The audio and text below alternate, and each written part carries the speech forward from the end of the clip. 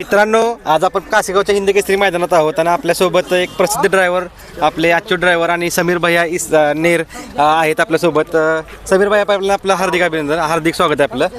आज कासेगावचं हिंद केसरी मानाचं मैदान आहे. काय सांगाल या मैदानाबद्दल? पहिल्यांदा मैदान पाळा हे अतिशय महाराष्ट्रात सगळं टॉपचं मैदान पाळ असलं का मऊ माती जरा मॅटवर पाळल्या बैलांना पल्ला पण भरपूर आहे, कसा जरा नाही. एक नामांकित म्हणजे हिंद केसरीचं मैदान आहे. एक भरपूर नंदी या मैदानात येतात.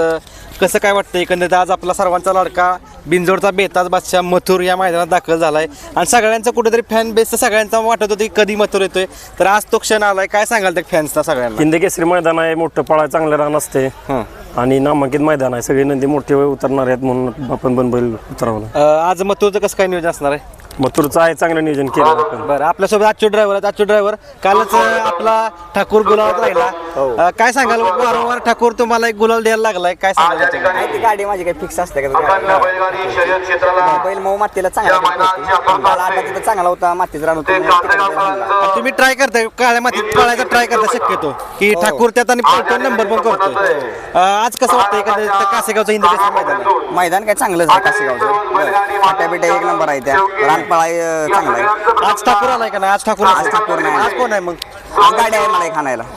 कुठली गाडी असणार आहे? संभाजीनगरची. बरं, काय सांगाल? आता दोघं आपण एकत्र वारंवार बघतो आपण, कसं काय वाटतं एकंदरीत आज मैदान? एकंदरीत मैदान एवढं मोठं आहे, नामांकित भागात आपल्या तालुक्यातलं मैदान. मैदान एक नंबर आहे, पळाय चांगला आहे मैदानात. भैया, मी तुमच्याकडे येतो.